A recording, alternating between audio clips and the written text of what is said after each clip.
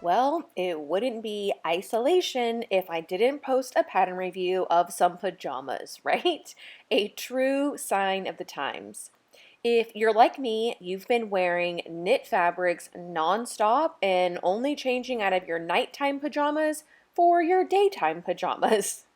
You can admit it, we are all friends here. So let me tell you about this super cute little pajamas dress I made.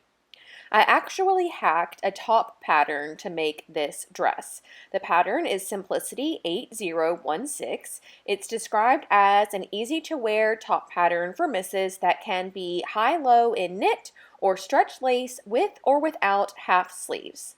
The top can also have a lace yoke with optional 3/4 sleeves with a lace band. So, to convert this into the pajama dress, I chose the view with no lace, view A, and I flattened out the hem to resemble view C. As you can see, it's already a tunic length, so I didn't have to add much to it to make it a dress, but I cut the pattern along the waistline and added about 6 inches. I also redrafted the neckline. I just wanted something a little more open since I knew I would be sleeping in it. The current neckline looked like it might be a little bit constricting. To lower the neckline of this top, or any garment for that matter, is super simple. I have a video tutorial on how to do it. It's honestly no big deal, and I have linked it for you both here in the top right corner of your screen as well as the description box. Then I lengthened the sleeve as well, just because I knew I wanted a long sleeve. I love sleeping in long sleeves. I can put one arm out and not be freezing cold. So just a personal preference there. So after lengthening the sleeve, straightening the hem, lengthening the dress, and lowering the neckline, I was finally ready to work with some fabric. I chose this rayon jersey from my stash. I got it from Joann's clearance section a few years ago. Do you remember when they had the Nicole Miller collection? This is one of the fabrics from that collection.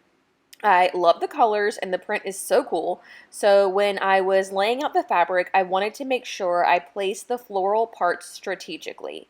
I love how the pattern placement turned out with the florals kind of going down each of my sides and the sleeve floral kind of matching that as well. As you can imagine, I've already worn this dress a lot. It's so comfortable to sleep in, and I can lounge around in the day while still feeling a little pulled together and, dare I say, dressy? If you saw my April plans video, then you know I've already got another one planned. The pattern alterations I made were spot on, so might as well keep using it, right? Well, I hope you guys are all doing okay and staying healthy and hiding out. And if you can make some killer comfy clothes in the meantime, well, then that's a pretty good silver lining to this whole thing. But that's going to do it for me today. I will see you all very soon. Thanks for watching. Bye!